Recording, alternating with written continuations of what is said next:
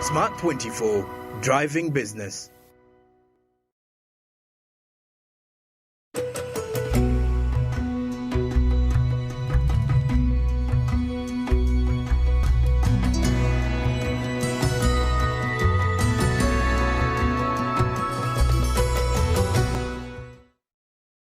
Yes, indeed. Welcome back from that break. Now, the green economy continues, and like I told you earlier on, we are addressing the conflict in this very end of the program. So, GMOs, it's been quite a debate. Kenya recently reverted the ban on GMOs, but that isn't the same feeling down here in Uganda, and maybe even other parts of the country, especially Africa. So, we had Honorable James Nsababuturo and then Dr. Otala Emmanuel from West Budama. These people, and be specific legislators, had to believe and then put it straightforward that they are anti-GMO. So the journey towards genetic modification in agricultural production is a no-go area. So basically, let's have a look at this battle and where it leads us, especially with the scientists being relied on inevitably. It has potential to clearly confine this country into a situation that will be regrettable for a long, long time to come.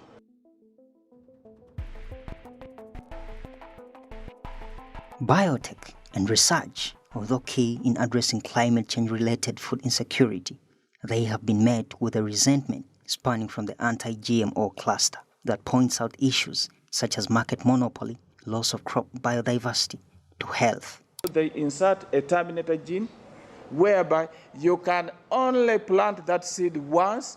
The next season, if you want to plant, you go for buying the seeds all afresh. And that is where the trouble comes in. When you hear Dr. Nsababuturo say that this will be worse than the real colonialism, it is, in fact, a form of neocolonialism because you remain dependent on the person who owns the patency. And what is even worse is that a GMO seed is able to affect a non-GMO plant through cross-pollination. So a farmer would plant, say, an acre of cassava and get zero yield out of it because everything is destroyed. And so one way that biotechnology can solve this challenge is to identify a gene, say for example, a gene that when introduced into this variety, TME204, you can actually get resistance or you can get a variety, same variety, but it's very resistant to the cassava brown streak disease. And this is what we have done here at NACRI. So we've been able to obtain very, very resistant cassava against a very devastating disease called cassava brown streak disease. Now, NARO, that's the National Agricultural Research Institute, and then the respective institutes within. We could talk about the National Crop Resources Research Institute, and then the National Livestock Resources Research Institute. Both have been paramount to providing the research necessary for animal production, crop production, and basically agriculture at large. So what basically does this crisis mean for these people? They have a message for the country, and basically their understanding of what their research intends to address. And just recently, to put it clear, the National Livestock Resources Research Institute, together with the Ministry of Agriculture, were down in Mbarara to launch a trial vaccine to address, you could talk about tick infestation among animals and then livestock altogether. Remember, the country is losing out 3.8 billion Uganda shillings invested in addressing issues regarding animal infestation, acaricides being bought. So, and then on the other end, the animal production industry, the people that are into the production of milk, beef, hides and skins, among others, will be saving something like 1.1 billion of this as long as it rolls out. So let's take a look at their movement and then understand basically what the research intends to achieve in the long run. And I'm also aware that we are doing some other efforts in FMD and the swine fever for the piggery. Essentially, a research institution, that's what we should do.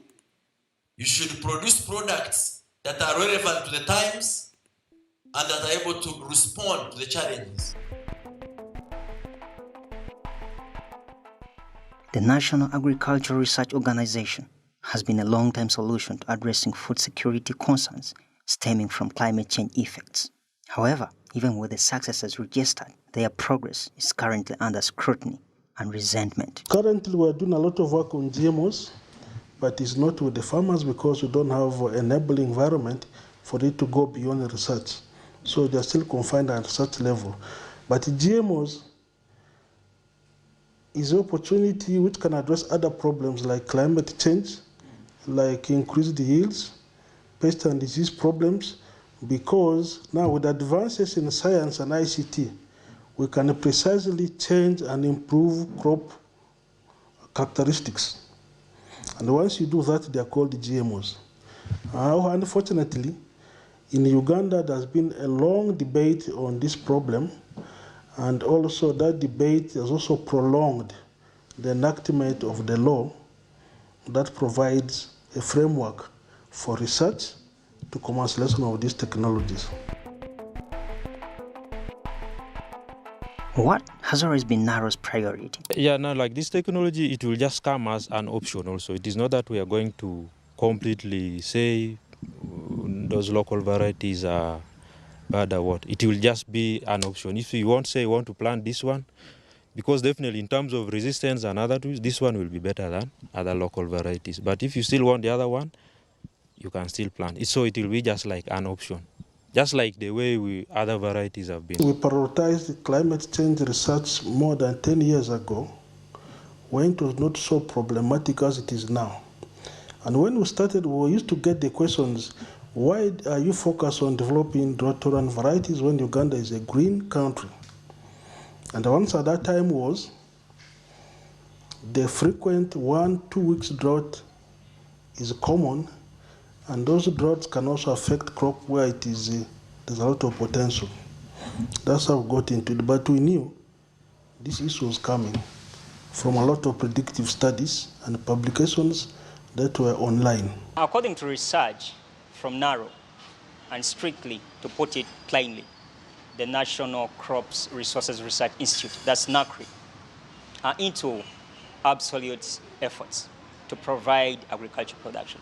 But how? Through research, biotechnology. And when you talk about NACI 13, something comes or tickles your mind. This is a variety when it comes to cassava production.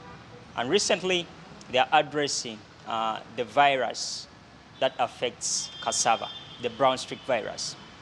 So they have a project that strictly addresses this, but it's still seated. It hasn't yet got up. Why? Because of the biotechnology bill or act that would give them the freedom to push it forward. So let's have this.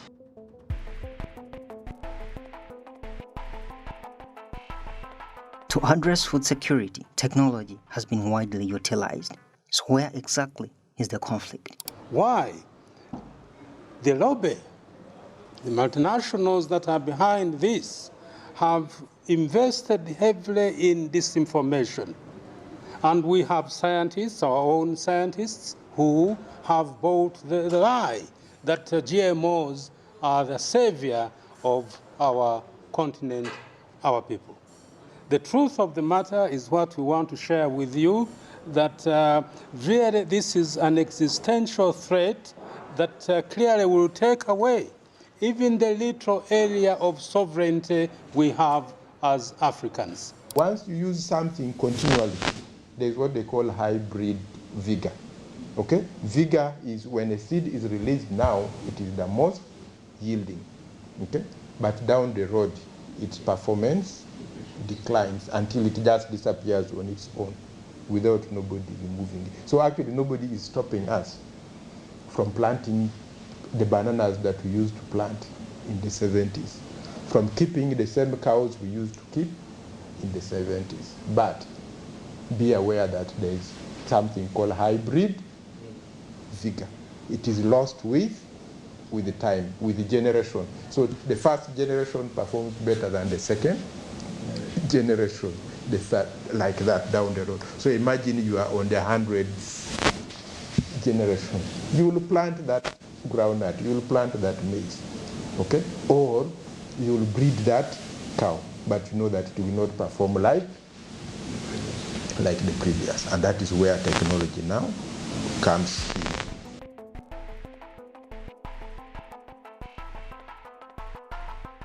So what exactly does research and innovation represent in the eyes of the scientists? The GMO challenge.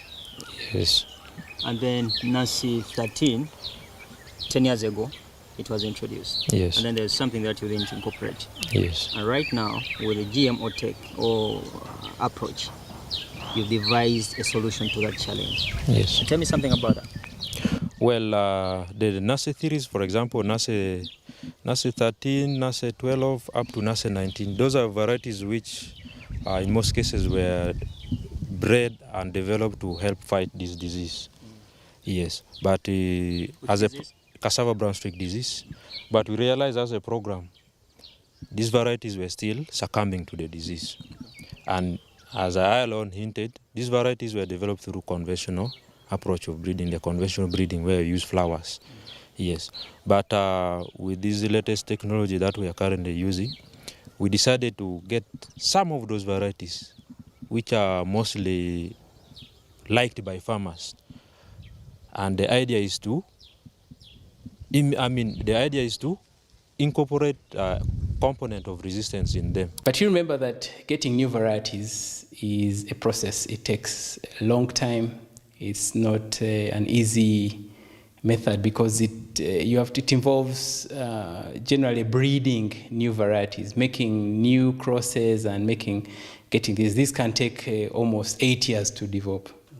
So sometimes researchers can also adopt new varieties from other sources, like say outside the country. So if we had a challenge here, say for example, of a very strong disease, then researchers could go outside and source for better varieties that say varieties that are being grown in Tanzania, then they are brought in and then they are tested in different areas in Uganda. And if they are deemed good, then through a government process, these could be made varieties within a Ugandan setting that farmers could grow to address. Now, amidst all this, the research, providing it out to the people that do really need it, that's the agricultural industry, to tame the rising food insecurity of a downfall in production. The people that enjoy these services and then the knowledge, the technology, are not the scientists themselves. They are the people that are into animal production, livestock, agriculture, to put it plainly. But then there are variations in how all or both the ends, the scientists and then the people that utilize their services, perceive the developments, from the GMO to the hybrids to biotech, all together. So what does it mean on both ends? We are losing some credible, or what we call the integrity of the seed. Because we have been here with a lot of indigenous crops, they are resistant to some diseases. They have a lot of nutrient content in them. They have, though they are vulnerable to some diseases, but at least they have a lot of nutrient content. But if at all we don't mitigate the issue of seeds, the fertilizer, and the environment at large, we are going to lose our indigenous seeds. We are ahead of the problem in terms of research, developing drought-resilient, drought-tolerant, stress-tolerant, early maturing varieties. And now I can proudly say we have a suite of these varieties. And most of the maize varieties commercial are now drought-tolerant varieties. And it is one of the things driving productivity in the country. People are planting stress-tolerant varieties that can withstand some of these prolonged droughts. That's the reason. We are putting effort on water-efficient use varieties in addition to drought, developing our capacity in irrigation so that we can conduct research throughout the year. And one of the impacts of climate change is now the distortion in the season. The seasons are not as predictable as they used to be. The other issue we are now focused a lot is also biofortification of crops, staple crops. Because when people eat, they also have to eat nutritious food. So have a lot of effort on biofortification of vitamin A for different crop varieties, zinc, iron, and also antioxidants. Those are currently our focus. All right, as the conflict rages on, addressing climate change, finding mitigation measures, and then the greenhouse gases growing on over and over in the atmosphere. It's quite imperative, and agriculture has paid the price. So this episode basically has been addressing that conflict. How the damage on climate has had a repulsive effect on the economic progress, agriculture to be specific. But then it isn't only agriculture. The globe altogether encompasses so many areas, from the health of the individuals to the people, into the manufacturing, to the people, into the agricultural business. So it's a spectrum which is broad. So addressing all these issues is quite paramount. So how all this goes on, and then relying on technology to provide the services, the answers to the catastrophes, to the challenges is quite paramount. So the link between science, technology, and then the environment shall be so crucial moving forward. And of course, I can't fail to let you know that this is the Green Economy, coming to you live from Smart 24 TV and then Plot 42, Nile Avenue, Kampala. Thanks so much for keeping it smart. Until we meet again next week. I'm Ivan Tivenkana, and this, to remind you once more, is the Green Economy.